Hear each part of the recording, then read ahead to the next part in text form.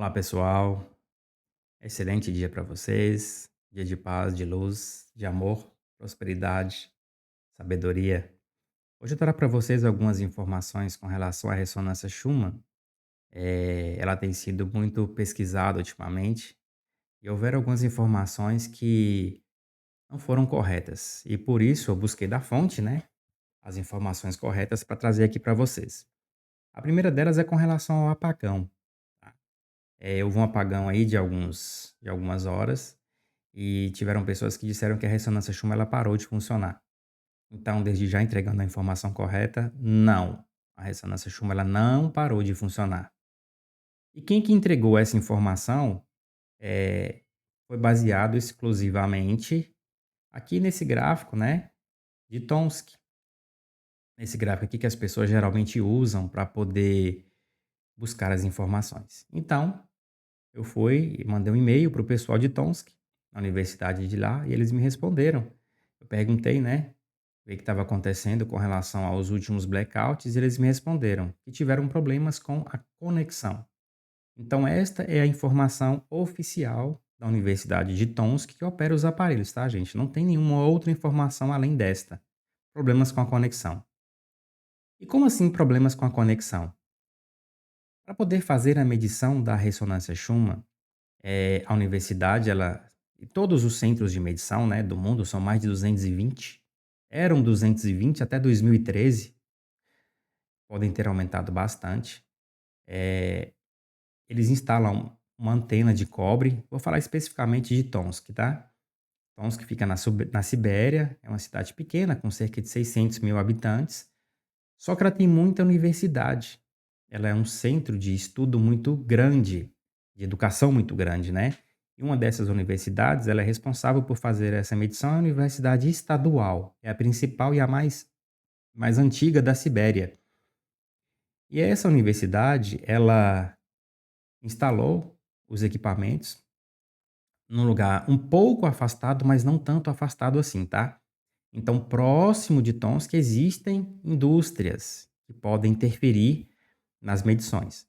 Então o sistema é composto de uma vara de cobre de 5 metros, ligado por fios, pode ser mais de uma vara, né, de cobre também, em algumas outras estações. Depois ela é ligada num aparelho de corte de frequência, que corta todas as frequências recebidas acima de 50 Hz. Depois esses aparelhos eles vão para um que se chama ressonador, é ele que faz as medições. Depois o ressonador envia os dados para os computadores que fazem as fórmulas para poder gerar os gráficos de amplitude, de frequência e de qualidade, tá? Então, todo esse processo tem conexões entre si. E em um deles pode ter havido uma falha de conexão, que foi o que eles responderam no e-mail. Explicando também aqui um pouquinho o gráfico, ele só mede de 0 até 40 Hz, tá? Tudo que é acima de 40 Hz, ele é cortado por um equipamento que limita a frequência até 50 Hz. Por quê? Acima de 50 Hz, nós temos interferências da rede elétrica e outras interferências de sujeiras frequenciais, como Wi-Fi, alguma estação de rádio, algum equipamento eletrônico que possa transmitir alguma coisa nessa faixa acima de 50 Hz. Então, na estação de tons, que as medições só vão até 40 Hz.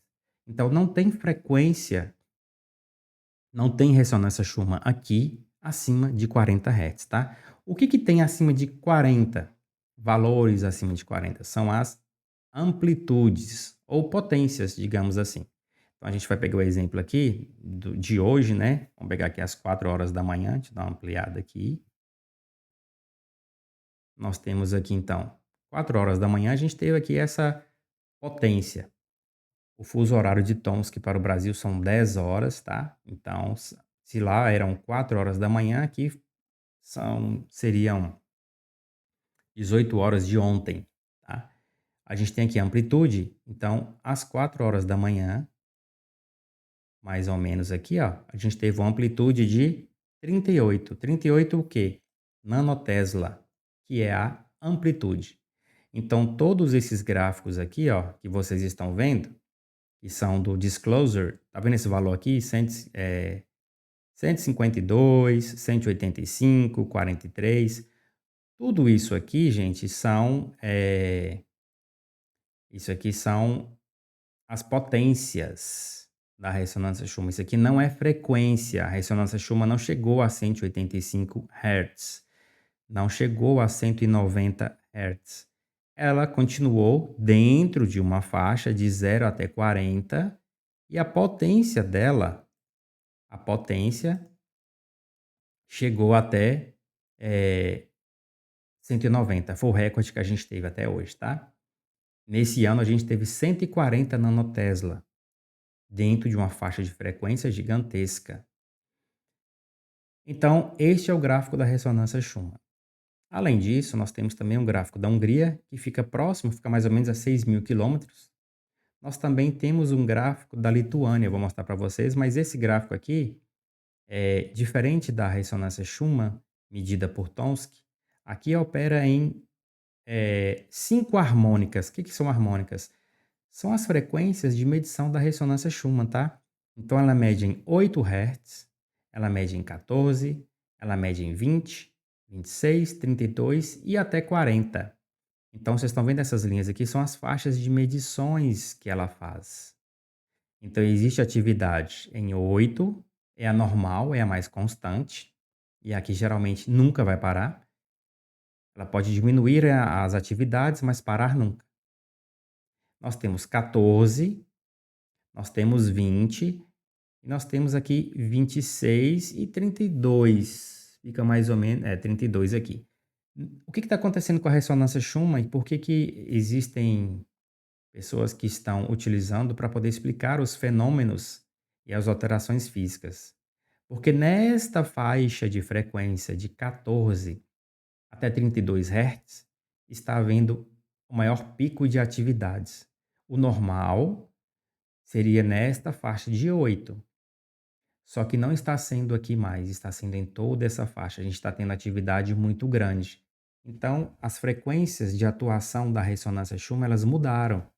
Elas pularam aí de normalmente 8 para uma faixa de 14 até 32. Então, as atividades elas estão muito grandes aqui.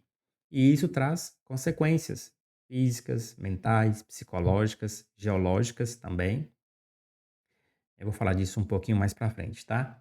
Então são essas faixas. Aqui na Hungria, ela já não mede nessas faixas todas, ela só mede na faixa de 7, 14 e 20 Hz, que está aqui, tá? E aqui também nós temos um gráfico, tem bastante atividade aqui embaixo hoje. Na faixa de 8 é onde tem a maior pico de potência. Esse aqui é o gráfico de amplitudes, ó, só vai até 5. Então ela é diferente da ressonância Schumann, que não tem limites, pelo menos bateu 190, né? A gente não bateu nenhum valor maior ainda na estação de Tomsk, tá? Eu vou mostrar para vocês em outras estações que esses picos podem chegar até valores bem maiores. Então aqui vai até 5, mas olha só, aqui nós temos um pico de 4,5, uma escala que vai até 5. Então a potência aqui nessa faixa 1, que é na faixa de 8 Hz, está bem alta hoje, tá? Dia 18. Nós também temos a medição de uma estação que fica em Londres, que fica ali no Reino Unido. Nós temos aqui esse gráfico é diferente. A frequência fica nessa escala aqui de baixo, o tempo fica nessa outra escala aqui e as potências ficam aqui. Então, neste gráfico apontado para o norte e nessa, aqui é uma antena apontada para o norte, aqui é uma antena apontada para o leste, tá? Este gráfico não tem apresentação diária, eles apresentam somente no dia posterior aos acontecimentos. Então, o de hoje, de 18, só vai ser mostrado amanhã. Então, infelizmente, eles não têm o gráfico em tempo real, tá? Então, a gente tem aqui na faixa de 8 Hz uma amplitude muito grande, que é medida aqui conforme essa tabela, quanto mais vermelho, maior é a amplitude. E aqui também nessa outra antena, também a gente tem essa atividade muito grande de potência nessas faixas de frequência, de 8, aqui 14, aqui na faixa de 20, 24, 30. Então ela só vai também até 50 Hz, justamente por causa das interferências elétricas que são cortadas aqui, tá? É mais uma escala que só vai até 40 Hz. E por último, eu queria mostrar para vocês hoje, é esse site aqui, do HeartMath, que é do Greg Baden e da iniciativa para poder, do Iniciativa Mundial, depois vocês vêm aqui dar uma olhadinha no site, é bem interessante, eles têm algumas medições aqui, e aqui eles só medem a potência, tá, da ressonância Schumann, eles não medem a frequência. Por quê? Esta escala aqui é de 0 até 36 Hz. Então tudo que está acontecendo de 0 a 36 Hz, eles só medem a potência. Então aqui, ó, de todos os tempos, tudo isso que vocês estão vendo aqui, tudo isso que vocês estão vendo aqui são potências da ressonância Schumann. E essas potências, elas também são medidas de forma diferente, tá? Da de Tomsky. Aqui eles pegam tudo que aconteceu, olha só, aqui nessa escala de 8 Hz, eles têm uma potência que chegou aqui, tá? Aqui tem outra potência, aqui tem outra, aqui tem outra. Aqui, eles medem de forma individual essas potências e não somam. Então, os valores que são dados aqui na amplitude, vocês podem até ver que está separado. 1, 2, 3, 4. Eles só medem nessas 4 faixas aqui e não somam. Aqui, eles somam tudo o que aconteceu de 0 a 32. Por isso que dá esses valores altos, ó, 89. Esse aqui são os sites de medição que ficam próximos aqui do Brasil. Esse aqui é na Califórnia. Esse aqui é no Canadá. Esse aqui é no Canadá. Então a gente tem alguns próximos da gente. Então, no dia que houve o apagão lá em Tomsk, aqui continuou medindo normalmente. Este da Hungria também continuou medindo normalmente. Eu consultei. E este também continuou medindo normalmente. Então o apagão foi somente aqui, não nas outras, tá? Então aqui a gente teve aqui potências bem altas, olha só, no Canadá, no dia aqui no dia 16, nós tivemos uma potência de 163 e uma potência de 9 lá na Califórnia. Só que aqui soma as potências em todas as frequências, tá? Então é diferente. Então você não pode comparar esse gráfico com aquele outro, apenas na questão da potência. E qual que é o gráfico que chega mais próximo com o de Tomsk, tá? Em termos de potência? É o da Lituânia, e é este aqui, ó. Este é o da Lituânia, isso é o 3. A Lituânia fica a mais ou menos 4.500 quilômetros de distância. O fuso horário também são 6 horas, mas a medição e o campo de atuação da ressonância lá é muito parecido com o de Tomsk, tá? Então a gente tem aqui uma potência bem alta, olha só. Infelizmente aqui também não tem a medição diária. Então, quando for no dia, olha só, vamos pegar aqui um dia 16, a gente teve uma potência aqui alta, até um pouco alterada aqui, tá? No dia 16. A gente poderia comparar aqui no dia 16, ó, um pouquinho alterada, então seria preciso que este gráfico ele fosse diário, mas ele não é. Ele tem um delay de até 2 dias, tá? Vocês estão vendo aqui que ele só vai até dia 16, hoje é dia 18. Então, quando chegar no dia 18 aqui, aqui já passou. Então a gente teria que pegar aqui do dia 17 para ver essa potência e esperar chegar aqui dia 17, eles liberarem os dados para a gente poder comparar com como é que essa potência chegou aqui, tá? Então esse gráfico ele continua funcionando. O que eu queria mostrar para vocês, além da ressonância Schumann ter continuado funcionando durante o apagão, é quando acontecer um pico muito grande de potência, o que que pode acontecer com o equipamento. Vou mostrar para vocês aqui durante todo o tempo, desde junho de 2024. Vou pegar todas as estações, vocês verem aqui que teve um pico muito grande de uma estação aqui. Qual foi essa estação? Foi a da África, que ela parou até de funcionar. É essa aqui. Ela teve um pico no dia 19 de junho de 2024 de 782 de potência. O que que isso causou? Estão vendo aqui? O equipamento parou de funcionar.